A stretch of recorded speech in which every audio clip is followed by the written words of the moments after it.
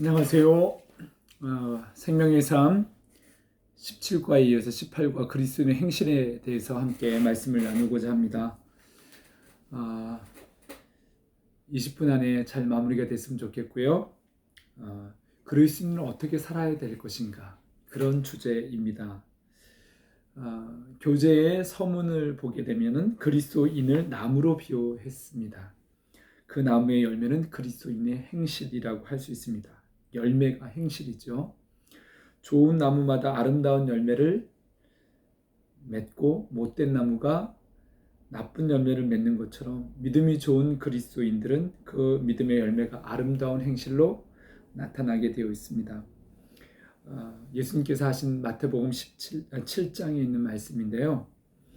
오늘 이 교재 속에 있는 이야기를 하기 전에 우리가 잘 알고 있는 요한복음 15장 1절에부터 쭉 이어지는 포도나무와 가지의 비유를 아마 우리 성도님들이 모르시는 분은 없을 거예요.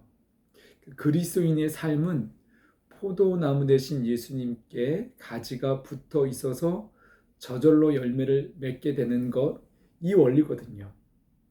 그리스도인의 삶은 예수님께 붙어 있는 것이에요. 그래서 저절로 열매를 맺는 거거든요. 우리가 인생의 아름다운 열매를 맺기 위해서 부단히 노력하는 스타일이 있어요. 그것이 나쁜 건 아니죠.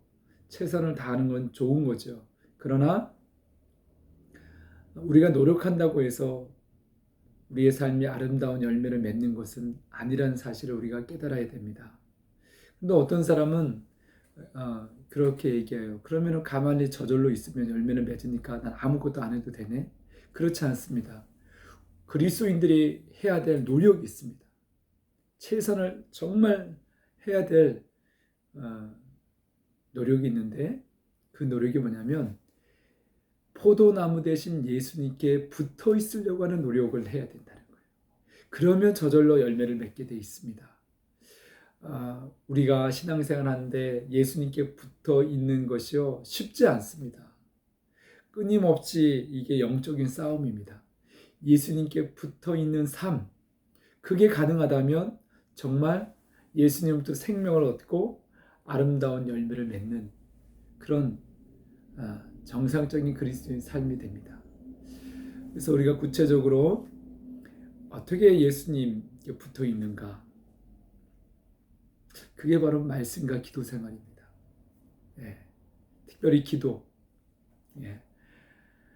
일주일에 1시간 주님과 깊은 영적인 데이트를 하기를 권면합니다.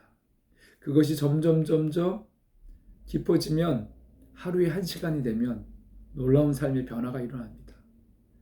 꼭 시간에 구애받지 않고 주님께 붙어있는 삶이 2시간이 되고 3시간이 되고 정말 쉬지 않고 기도하게 되고 성령 안에서 무시로 기도하는 삶이 실제가 되면 아름다운 열매를 맺어가게 되어 있습니다. 저도 아직 너무나 많이 부족합니다.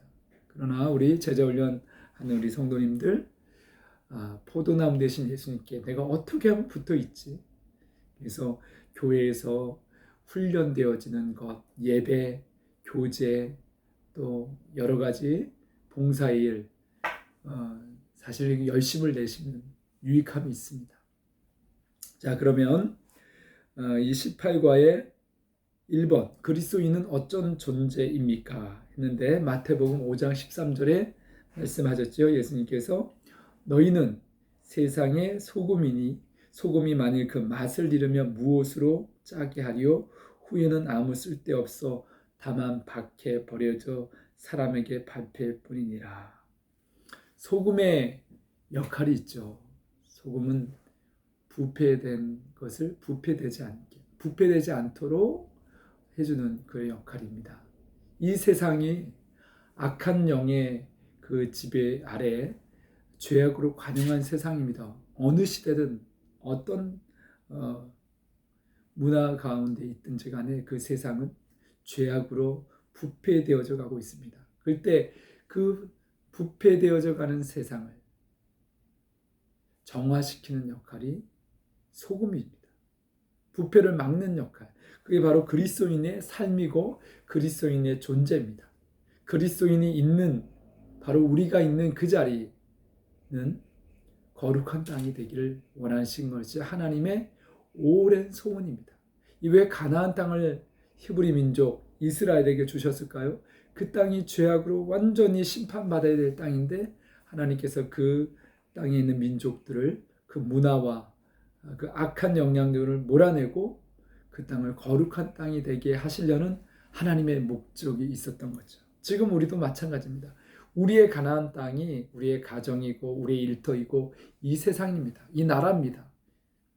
여러분, 우리는 세상의 소금입니다. 그런데 이 소금이 맛을 잃으면 예수님께 붙어 있지 않고 예수님부터 생명과 거룩한 영향력 그것을 공급받지 못하고 오히려 그리스도인들이 세상의 죄악에 노출되어 있어서 그 유혹에 빠져가고 악한 영향을 미치게 되면 맛을 잃어버린 거죠. 자, 이제 두 번째 골로새서 4장 6절 말씀입니다. 너희 말을 항상 은혜 가운데서 소금으로 맛을 냄과 같이 하라. 그리하면 각 사람에게 마땅히 대답할 것을 알리라. 말이 참 중요합니다. 사실 그리스도인들은 말에 있어서 신중해야 됩니다. 많은 말을 하기보다는 듣기에 최선을 다하는 것이 언어 생활의 첫 번째입니다. 그런데 말을 만약에 굳이 한다 그러면 은혜 가운데서 소금으로 맛을 냄과 같이 시기적절한 말, 생명을 살리는 말, 은혜로운 말, 덕을 세우는 말, 선한 말을 해야 됩니다. 이 부분에 대한 내용을 제가 방금 전에 목요 성령 집회 소통의 영 성령님이라고 하는 주제를 가지고 한 40분짜리 영상을 올려놓았습니다. 우리 단체 카톡방에 꼭 한번 시청을 하셔서 들어보세요. 이 주제와 관련된 부분입니다. 그리고 추천할 책이 있는데 5가지 사랑의 언어라고 하는 게리 체프만이라고 하는 상담가의 책이 전 세계 2천만 부가 팔린 책입니다. 그리스도인들을 위한 책인데요. 그런데 우리의 언어가 얼마나 적절하지 못하고 이 오늘 말씀처럼 은혜 가운데 소금으로 맛을 냄과 같이 꼭 그 사람에게 필요한 그 언어, 사랑의 언어를 알지 못하고 자기중심적인 언어를 사용함으로 우리의 관계가 많이 불통하게 된 것을 보게 됩니다. 어떤 프로를 보니까 소통하게 되면 만사가 형통하게 된다. 정말 맞습니다. 한번 꼭 시청해 보시기 바라고요. 큰 2번 마태복음 5장 14절 너희는 세상의 빛이라 산 위에 있는 동네가 숨겨지지 못할 것이요. 이 빛이라는 것은 하나님의 속성입니다. 하나님은 빛이시라고 했습니다. 우리를 빛의 자녀라고 했죠. 하나님의 자녀는 빛의 자녀입니다. 생명의 빛, 복음의 빛, 소망의 빛, 사랑의 빛이 있습니다. 에베소 5장 9절에도 이 빛의 자녀에 대한 말씀을 하시면서 그 빛의 자녀된 사람들의 삶의 열매는 뭘까요? 모든 착함과 의로움과 진실함에 있느니라. 이 착함이요, 억지로 가면을 쓰고 착하려고 하는 것이 아니라 하나님은 선하시고 좋으신 분이시죠. 그 하나님의 성품이 드러나는 것입니다. 그 빛이 드러나는 겁니다. 빛의 열매가 착함입니다. 그리고 의로움과 진실함이 있습니다. 거짓이 아닙니다. 자, 그리스도인이라면 자연스럽게 아름다운 행실의 열매를 맺어야 하는데 이게 마태복음 7장에 좋은 나무는 좋은 열매를 맺는 그런 원리인데 이 고린도후서 2장 14절에 16절 말씀을 한번 본문을 찾아서 읽어보세요. 그리고 OX 문제인데 여러분 퀴즈 중에 시험 문제 중에 제일 어려운 게 OX 문제입니다. 기말고사 예상 문제도 OX 문제가 있거든요. 100점을 맞지 못하는 99점 맞는 우리 성도님들이 그동안 많이 있었는데요. 대부분이 OX 문제에서 틀려요. 그러니까 의미를 잘 생각하고 헷갈리지 않게 그리고 문제를 읽어야 OX를 분명하게 답을 할 수 있습니다. 자, 우리 교재에 있는 거 작은 1번. 그리스도인은 하나님 앞에서 그리스도의 향기이며 향기는 아름다운 행실을 말한다. OX. O죠. 우리가 그리스도의 향기가 우리를 통해서 예수님의 향기가 드러난다는 것은 우리의 행실이 그 아름다운 행실이 다른 사람들에게 선한 영향력을 미친다는 겁니다. 그래서 요즘 데살로니가 전서 말씀 우리가 묵상하는데 믿음의 행함 또 사랑의 수고 소망의 인내가 아게도냐 지역 마가의 지역에 있는 많은 사람들에게 아름다운 소문이 퍼져가는 것. 그게 바로 그리스도의 향기거든요. 두 번째 2번 그리스도인은 믿는 자끼리만 아름다운 행실을 보이면 된다. OX. X지요. 우리를 그리스도의 향기가 되게 하신 것은 믿지 않는 이들에게 선한 영향력을 미치게 하는 것이 궁극적인 목적입니다. 이해하시죠? 3번 그리스도인은 구원을 얻은 자들에게나 불신자들에게나 모든 사람에게 아름다운 행실을 보여야 합니다. 그러니까 2번이 틀렸고 3번이 맞다는 것을 말해주는 거죠. 동그라미. 4번 그리스도인의 삶은 믿음으로 구원을 얻었으니 행실이야 어떻든 상관이 없다. 우리가 소금이고 빛이라 했잖아요. 그리스도의 행실이 너무나 중요합니다. 구원을 받았다면 그 구원의 증거로서 우리의 행함이 아름다워야 합니다. 처음부터 완전한 변화는 불가능하지만 점점 예수 그리스도를 닮아가는 성화의 구원을 이루어가는 거죠. 우리가 앞에서 배웠습니다. 자, 두 번째 면 2페이지. 성도의 삶에서 아름다운 행실의 열매를 맺는 비결은 무엇일까요? 제가 서두에서 얘기했죠. 요한복음 15장 5절. 나는 포도나무 너희는 가지라. 그가 내 안에 내가 그 안에 거하면 사람이 열매를 많이 맺나니 나를 떠나서는 너희가 아무것도 할 수 없습니다. 예수님께 붙어 있어야 돼요. 예수님과 깊은 교제 가운데서 예수님과 동행하며 살아갈 때 열매는 맺혀지게 되어 있습니다. 시간이 필요한 거죠. 나무를 심었다고 바로 열매가 맺히지 않습니다. 씨를 뿌렸다고 바로 열매가 맺혀지는 게 아닌 것처럼. 그러나 이제 시간 문제입니다. 예수님께 붙어 있기만 하면 열매는 맺게 되어 있습니다. 작은 1번 포도나무가 열매를 맺으려면 어떻게 해야 합니까? 나무에 붙어 있어야 됩니다. 정확히 얘기하면 가진 우리가 나무인 예수님께 붙어 있어야 돼요. 나무에 붙어 있는다. 예수님께 붙어 있는다. 그런 의미입니다. 자, 이번 열매를 맺기 위하여 노력이 필요합니다. 필요합니까? 필요 없습니까? 맞는 것에 동그라미, 틀린 것에 X를 표를 하십시오 있는데요. 자, 작은 1번 열매를 맺기 위하여서는 아무런 노력도 필요 없다. 어떤 노력을 했어요? 예수님께 붙어 있는 노력. 예수님 없이 자기 인간적인 노력 아무리 해도 그거 무서운 거예요. 그런 교만 우리가 지양해야 되겠죠. 그러나 우리의 노력은 예수님께 붙어 있는 노력을 해야 됩니다. 작은이면 열매를 맺기 위하여 노력하여야 한다. 이것도 X라고 볼 수 있어요.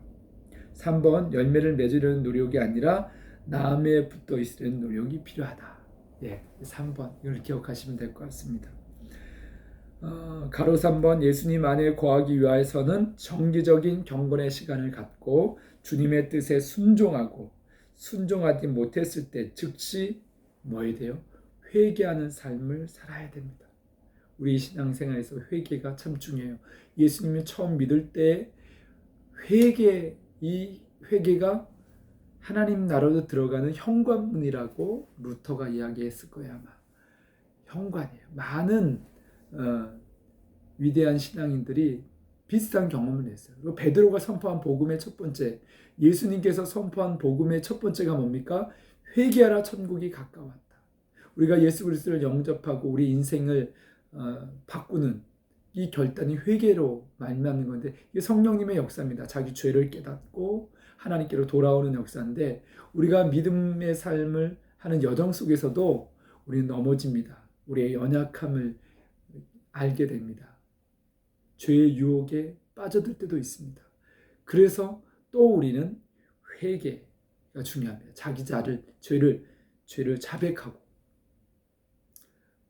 뉘우치고 결단하고 이 회개하는 삶이 참 중요합니다.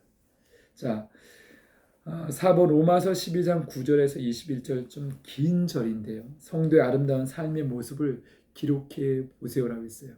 로마서 12장 9절 21절 말씀을 읽고 이 말씀처럼 성도들은 살아가는 겁니다. 이 겉면 구체적인 삶의 모습이에요. 지침들이에요.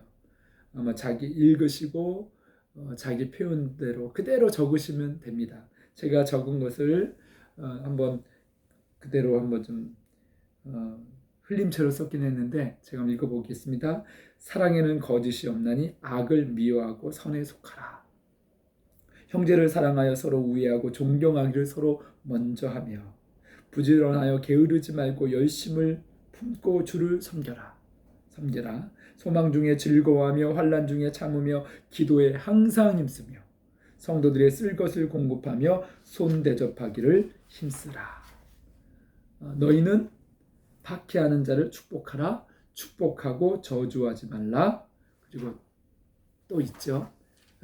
아마 그냥 이 줄이 모자랄 거예요. 뒷면에다 저도 이렇게 옮겨 적었는데 한번 좀 정자로 이렇게 쭉 쓰면서 내가 그리스도인으로서 어떠한 삶을 살아야 되는지를 바울의 권면, 성령님께서 주신 이 권면을 잘 들었으면 좋겠습니다. 20분이 되지 않네요. 그리스도인의 삶, 그 삶은 행실은 거룩한 삶입니다. 그것이 하나님의 뜻이고요. 많은 서신서에 보게 되면 이런 권면이 계속해서 있습니다.